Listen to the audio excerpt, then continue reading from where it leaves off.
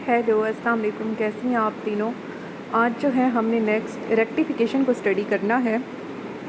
तो रेक्टिफिकेशन हमारे पास क्या होती है। Rectification is a process which is use to convert alternating current into direct current. अच्छा, अब ये हम प्रीवियस लेक्चर में भी देख चुके हैं कि जो अल्टरनेटिंग करंट होता है ना, उसमें यूँ होता है कि एक लिहाज से उतार चढ़ाव होता है। ठीक है, मतलब वेव का कुछ हिस्सा पहले ऊपर होगा फिर नीचे होगा, लेकिन डायरेक्ट करंट के केस में इस तरह का कुछ सीन देखने को नहीं मिलता। डायरेक्ट करंट में जो है डायरेक्ट करंट फ्लो कर रहा होगा, उसकी सरफेस स्मूथ होगी, उसमें कोई उतार चढ़ाव नहीं होंगे। ठीक है, तो अल्टरनेटिंग करंट को डायरेक्ट करंट में बदलने का जो अमल होता है, जो प्रोसेस होता है, उसे हम रेक्टिफिकेशन कहेंगे। ठीक है, अब इसकी एग्जांपल डेली लाइफ से ही आप देख लें कि ये जो हमारा फ़ोन का चार्जर होता है, ठीक है, ये मतलब कि अब इसे हम लगाते हैं ना स्विच में, तो स्विच से अल्टरनेटिंग करंट आ रहा होता है, लेकिन जब ये जाता है फ़ोन के अंदर और जो फ़ोन की बैटरी होती है, जो फ़ोन की बैटरी के अंदर हमेशा डायरेक्ट करंट होगा। ठीक है, तो ये उसे उसकी बैटरी में ले जाकर यानी कि बिजली वाले अल्टरनेटिंग करंट को डायरेक्ट करंट में बदल रहा होता है। तो हम कह सकते हैं कि जो हमारा सेल फ़ोन का चार्जर है ये एक लिहाज से रेक्टिफायर है। ये यानी कि क्या कर रहा है, ये अल्टरनेटिंग करंट को डायरेक्ट करंट में बदल रहा है। ठीक है, तो उसके बाद ये आप देखेंगे अल्टरनेटिंग करंट ग्राफ में दिखाया गया है। देखें, इसमें उतार चढ़ाव है, लेकिन ये जो दूसरी तरफ डायरेक्ट करंट का ग्राफ है ना, ये दोनों हमने टाइम और करंट के दरमियान बनाए हैं।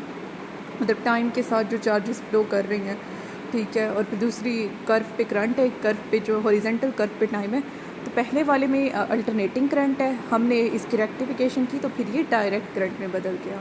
ठीक है, और जहाँ पे मतलब कि आप इसका टाइम भी देख सकते हैं। ठीक है, पहले t/2 है, फिर t है, तो ये आपने अपने हिसाब से जो है इंटरवल लेनी है। यहाँ पे फ्रैक्शन की शक्ल में लिए गए हैं, आप इसके अलावा भी ले सकते हैं, जैसे न्यूमेरिकल में वैल्यूज़ गिवन होंगी या जैसे क्वेश्चन में वो पूछेगा।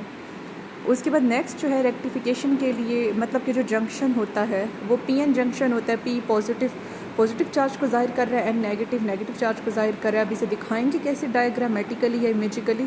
तो ये देखें, ये त्रिकोण की शक्ल में p को जाहिर किया गया है और n को आपने एक वर्टिकल लाइन की शक्ल में शो करना है।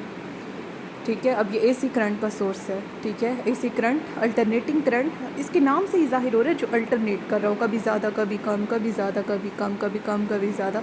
ठीक है, मतलब कि जो यूँ अल्टरनेट कर रहा हो।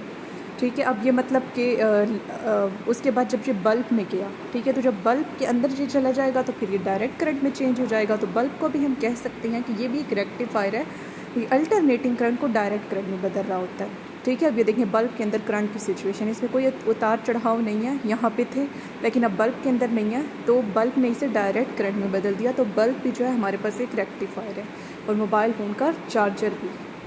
तो उसके बाद नेक्स्ट जो है हम रेक्टिफिकेशन की दो टाइप्स देखते हैं।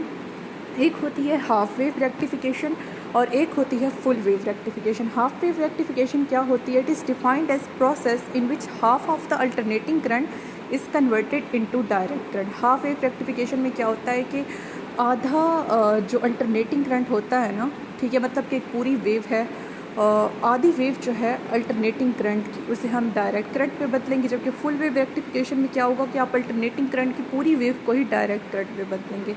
ठीक है, तो ये दो टाइप्स हैं। तो जिसमें हाफ वेव को आप बदलें अल्टरनेटिंग करंट की डायरेक्ट करंट में, वो हाफ वेव रेक्टिफिकेशन होगा। जिसमें फुल वेव को आप AC की बदलें DC में, वो फुल वेव रेक्टिफिकेशन होगा।